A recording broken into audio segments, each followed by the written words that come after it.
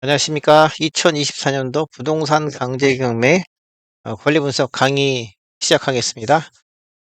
오늘의 강의 주제는 저번 시간에 저희가 이제 가처분의 이론에 대해서 이제 저희가 공부를 했었고요. 오늘은 이제 그 이론에 이어서 실제 그 등기부 시뮬레이션을 통해서 가처분 등기가 경매 절차에서 어떻게 변형이 되고 어떤 영향을 미치는 데에 대해서 같이 공부를 해보도록 하겠습니다. 자, 시작하겠습니다. 자, 등기 순서를 한번 보겠습니다. 가처분이 먼저 있고요. 그 다음에 소유권 이전이 있고, 그 다음에 경매 개시 결정이 있습니다. 이 순서의 등기 구조에서 가처분에 기초한 소유권 이전 등기가 이루어질 경우 어떻게 등기가 변동이 되는지 살펴보겠습니다. 소유권 이전이 있고요. 김일남 씨 앞으로 소유권 이전이 들어왔습니다. 그 다음에 그 이후로 이제 그 홍길동 씨가 소유권 이전 등기 청구권에 대해서 청구권을 피보전 권리로 하는 가처분을 신청을 했습니다. 인천지방법원에 가처분 결정을 받았고요. 그게 2021년 5월입니다. 결국은 홍길동 씨는 현재 김일남 씨가 소유자로 되어 있는 이 부동산에 대해서 부동산의 소유권의 존부에 대해서 뭔가 어, 이견이 있으신 분입니다. 그러니까 김일남 씨가 현재 소유자로 되어 있지만 본인이 홍길동 씨가 어떠한 어, 권리를 가지고 있다고 주장을 하시는 겁니다. 그 이후에 가처분 이후에 가령 뭐 이 김일남 씨에서 박길남 씨 앞으로 가령 소유권이 이전이 됐다고 하나 또 가정을 하겠습니다.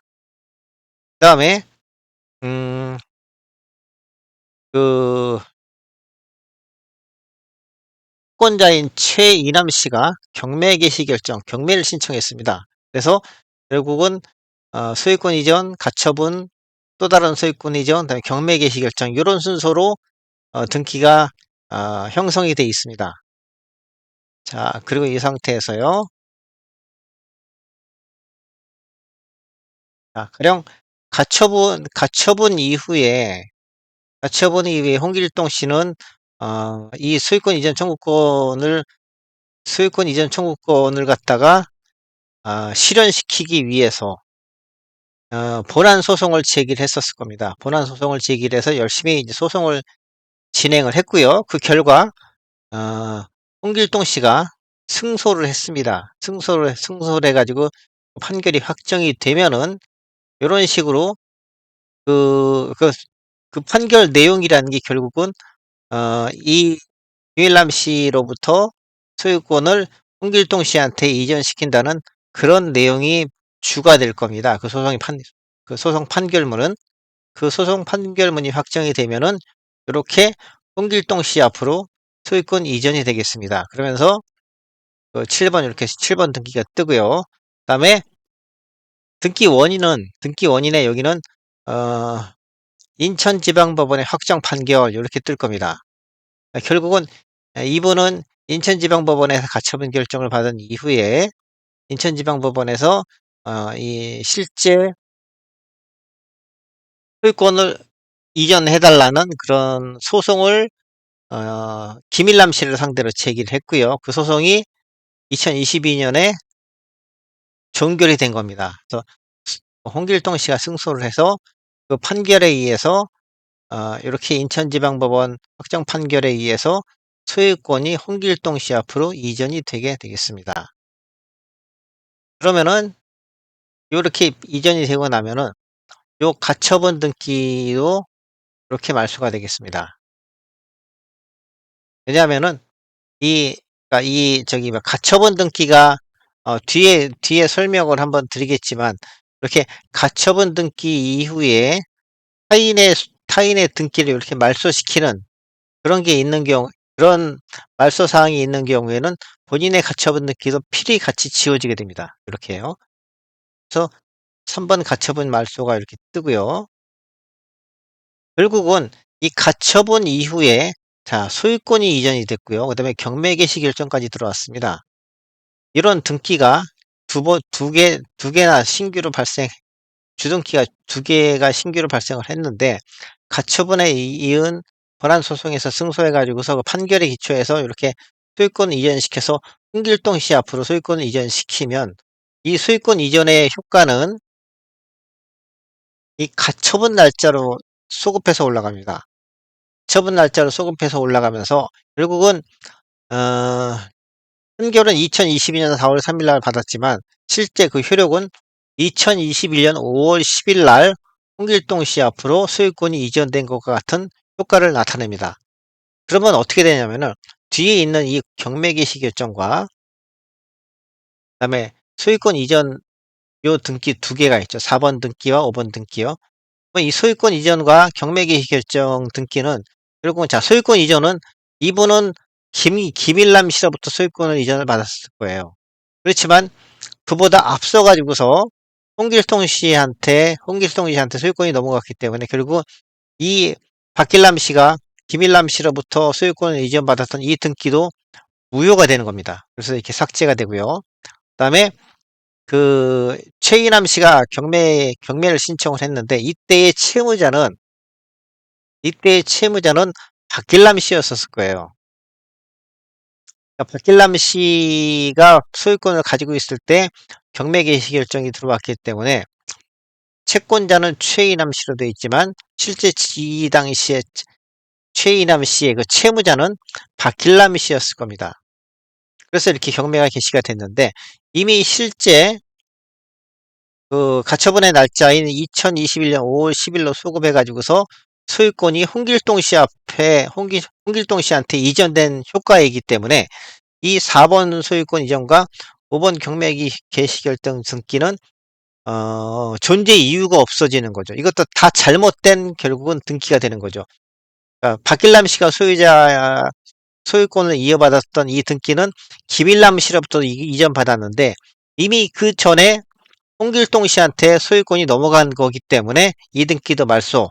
그다음에 최이남 씨가 경매 신청한 경매 개시 결정 등기는 이 당시에 채무자는 박길남 씨였는데 박길남 씨는 이 시점에서의 그 이 부동산의 소유자가 아닌 거죠. 이 시점에서의 부동산의 소유자는 홍길동 씨인 거죠. 그렇기 때문에 이 경매 개시 결정 등기도 존재할 수가 없는 겁니다. 그래서 말소가 되는 거고요.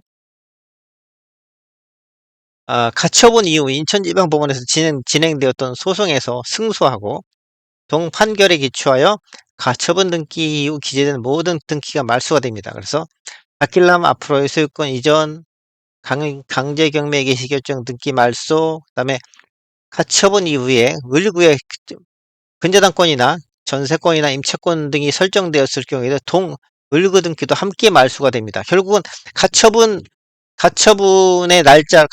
등기가 된 날짜로 이 소유권 이전의 효과가 소급해서 올라가기 때문에 이 소유자가 홍길동 씨가 소유권을 취득한 2021년 5월 10일 이후에 있었던 모든 등기는 다 원인 무효가 되는 겁니다. 그래서 다 말소가 돼 나가는 거죠.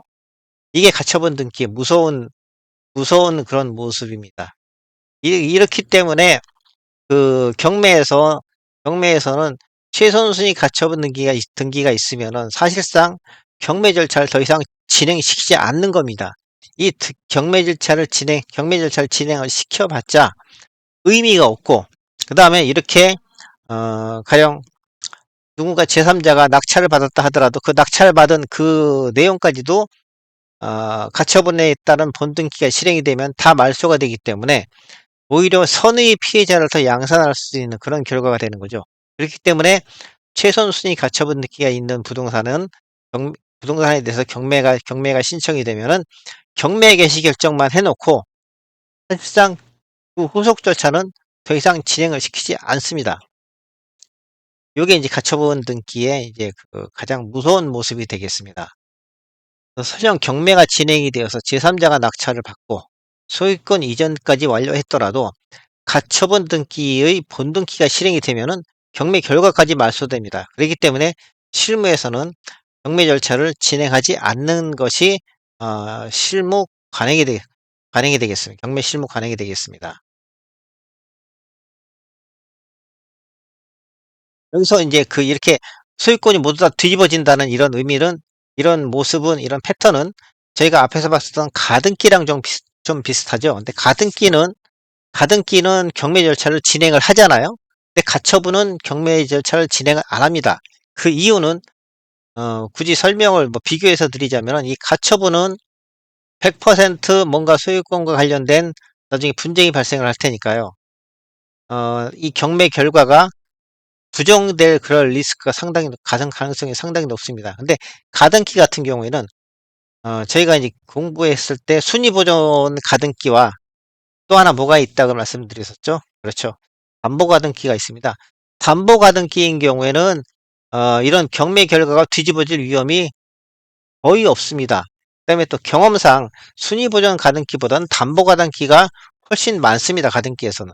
그렇기 때문에 가등기는 어, 이 가등기 최선순위 가등기가 있다는 그런 특별매각 조건 하에 경매가 진행이 되는 거고요. 그다음에 이 가처분은 100% 나중에 뭔가 소유권과 관련된 분쟁이 발생할 가능성이 있기 때문에 이 더 이상 경매 절차를 진행을 안 하고 스톱 시켜놓고 그 상태에서 그대로 홀딩을 한다고 생각하시면 되겠습니다. 자, 다음 케이스 보겠습니다. 자, 보겠습니다. 가처분이 먼저 들어왔고요. 그 다음에 전세권이 들어왔습니다. 가처분, 전세권 이런 순서로 되어 있는 거고요. 가처분의 피보존 권리가 을구에 등기될 저당권 설정 등기 청구권인 경우입니다. 이 경우에 전세권과의 관계를 한번 알아보겠습니다. 소유권 이전이 김일남 씨 앞으로 됐고요. 그 다음에 가처분, 홍길동 씨가 가처분을 신청을 했는데 이때 피보존 권리가 조금 저희가 앞에서 봤었던 소유권 이전 등기 청구권과는 다릅니다. 이 피보존 권리는 근저당권 설정 등기 청구권입니다. 결국은 김일남 씨가 홍길동 씨한테 근저당권을 뭔가 설정해 주기로 약속을 했었는데 김일남 씨가 그 약속을 지키지 않은 게 되겠습니다. 그래서 홍길동 씨는 부득이 자신의 권리를 보존시키기 위해서 이 가처분을 신청을 한 거고요. 그게 요 1번, 2번 요 등기로 나타나게 되겠습니다. 근데 가처분 이후에 홍길동 씨가 가처분한 게 2020년 5월 10일이죠. 네, 그 이후에 2020년 6월 18일 날 이도령 씨가 이 부동산의 전세권을 설정받았습니다. 그러니까 결국은 이도령 씨가 이 부동산의 전세권을 설정을 받을 당시에는 이 가처분 등기가 들어와 있는 상태였었습니다. 그럼에도 불구하고 이분은 이 근저당 여기죠. 이 전세권을 설정을 한 거죠. 전세보증금도 1억 5천만 원이 다 됩니다. 자, 이게 가처분권자가 본안소송 제기 후 승소하여 가처분에 기초한 근저당권을 설정을 하게 되면 어떻게 변동되는지 보겠습니다. 자, 홍길동 씨가 예전에 그러니까 이 전세권 설정 등기가 들어오기 전에 홍길동 씨는 김일남 씨는 홍길동 씨한테 이 부동산에다가 근저당권을 설정해 주기로 약속을 했었던 겁니다. 약속하고 뭔가 계약도 맺었거나 그런 상태인 거죠. 근데 그 상태에서 김일남 씨는 그 약속을 이행을 안 한 상태였었고요. 그렇기 때문에 홍길동 씨는 빡쳐가지고 가처분을 갖다 이제 신청을 한 거겠죠. 그 상태에서 이제 전세권이 들어왔습니다. 그 이후에 가처분권자가 본안소송을 제기해가지고서 승소했습니다. 그러니까 이 근저당권 설정 등기 청구권을 피보존 권리로 한 가처분에 이은 본안소송에서 승소한 거죠. 즉 김일남 씨는 홍길동 씨한테 근저당권을 설정해 주라는 그런 내용의 판결이 떨어지고 그 판결이 확정이 된 겁니다. 그러면 그거에 의해서 저당권을 설정합니다. 자, 보겠습니다.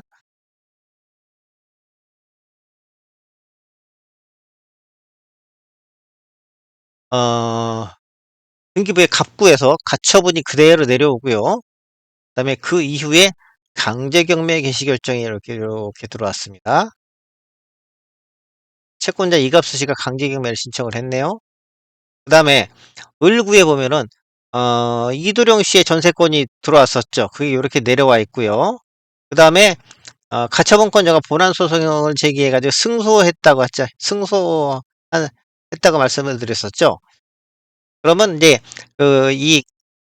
가처분, 그러니까 효력은 가처분 날짜로 소급해서 발생된 저당권이 설정이 됩니다. 그게 2번 등기로 이렇게 등기가 들어옵니다. 근저당권 설정이고요. 근데 근저당권 설정하고서 가로 열고 뭐 말이 많이 써 있죠. 여기 보면 2020년 5월 10일 접수 제 4612호 가처분의 기함. 요 근저당권 이렇게 근저당권은 전세권이 이미 먼저 들어와 있기 때문에 구조적으로 물리적으로 이 앞으로 들어갈 수는 없죠. 이 뒤에 이렇게 적히는데 등기가 실행이 되는데 그 등기 목적에 이렇게 단서 조항을 답니다. 근저당권 설정했는데 요 근저당권의 효력은 2020년 5월 10일 5월 10일 날 설정된 가처분에 기한다. 그다음에 등기 원인은 이렇게 인천지방법원의 확정 판결 이렇게 나옵니다. 그다음에 채권 최고액은 뭐 5억 이렇게 나오고요. 이거는 소송 내용에 따라서 소송 내용에 여기 이제 5억이라고 되는데 결국은 요 소송의 본안 소송의 판결문에 그렇게 써 있을 겁니다. 이밀남 씨는 근저당권자를 홍길동으로 하는 근저 근저당권자를 홍길동으로 하고 채권 최고액을 5억으로 하는 근저당권을 설정해 주어라. 그렇게 판결이 났을 겁니다. 그러면 그 판결을 가지고서 이렇게 등기소에 가지고 가면 이렇게 등기를 해줍니다. 설정액은 5억이고요. 채권 최고액은 5억이고요. 그다음에 날짜는 비록 2021년 4월 18일 날 등기가 됐지만 이 등기의 효력, 요 2021년 4월 18일 날 등기된 요 근저당권의 효력은 2020년 5월 10일로 소급돼서 올라갑니다. 그 5월 10일이라는 건 요 가처분 날짜가 이렇게 따서 와지는 거죠. 즉, 요 2020년 5월 10일 날 요 등기된 요 가처분의 효력이 이렇게 연결이 되는 겁니다. 그래서 등기의 순서는 2번으로 되어 있지만 실제 요 저당권의 효력은 2020년 5월 10일이기 때문에 전세권 설정일이 2020년 6월 18일이죠. 그러니까 결국은 등기 순서는 쓰여져 있는 등기 순서는 1번 전세권, 2번 근저당권이겠지만 효력은 근저당권이 먼저 앞서게 됩니다. 그래서 자, 이 상태에서 김일남 소유 부동산에 홍길동이 근저당권 설정 등이 청구권 피보정 권리로 하는 가처분을 신청을 했고요. 2020년 5월 10일입니다. 이후 동부동산의 이도령이 전세권을 2020년 6월 18일 날 등기하였으며 이후 홍길동이 가처분 본안소송에서 승소하여 2021년 4월 18일자 근저당권 설정 등기를 하였고 채권자 이갑수가 2021년 8월 20일 날 강제경매 신청하였습니다. 이 상태에서 전세권자가 배당 요구를 하지 않았습니다.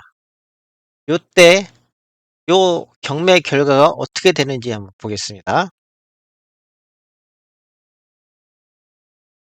낙찰이 돼서 잔금이 다 납입이 됐습니다. 전세 경매 결과는 이렇게 변동이 됩니다. 자, 박일남 씨가 낙찰을 받았습니다. 소유권 박일남 씨 앞으로 이렇게 소유권이 이전이 됐고요. 그 다음에 여기서 중요한 게 이 등기 순서는 전세권이 먼저 나오고 그 다음에 근저당권이 나왔었죠. 그래서 이게 만약에 이 가처분에 기한 이 근저당권이 요 가처분에 기한 근저당권이 아니라면 요 날짜인 2021년 4월 18일 날부터 저당권의 효력이 발생을 하겠죠.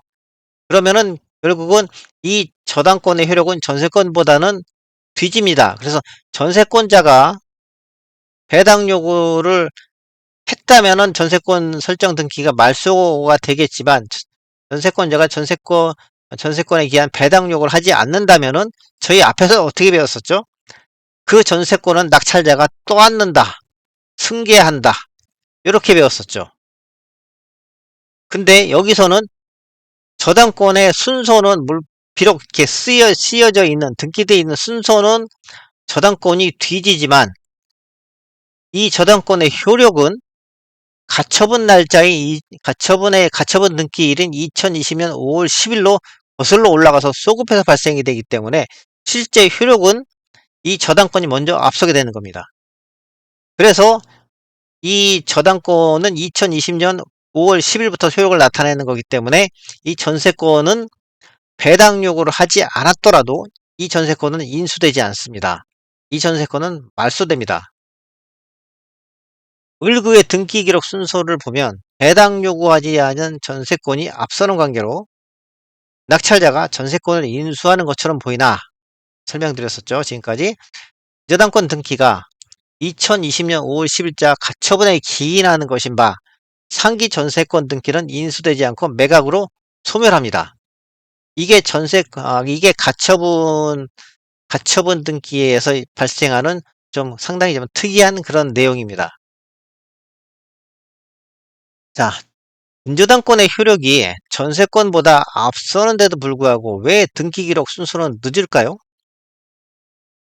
저도 이게 처음에 이제 상당히 좀 궁금했었는데, 이게 이제 나중에 저도 이제 부동산 등기법을 쭉 공부를 하다 보니까 이 결론은 이렇습니다.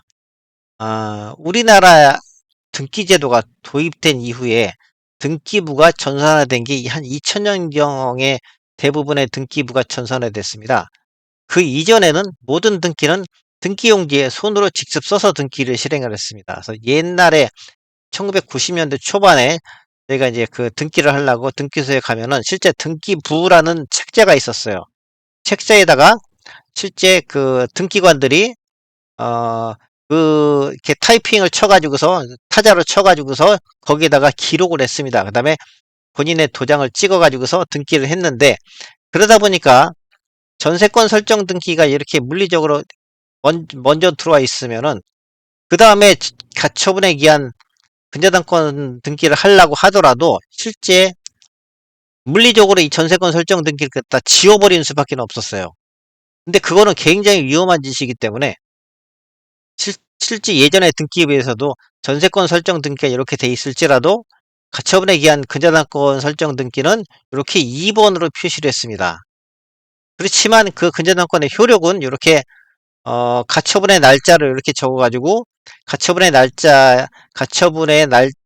등기가 된 날짜로 소급해가지고 그날부터 소급해서 이 저당권의 효력이 발생한다는 걸 이렇게 표시를 해줬습니다. 이게 지금 가처분 등기에서 좀 상당히 좀 특이한 내용 중에 그 하나가 되겠습니다. 자, 오늘 강의는 여기까지 마치겠습니다.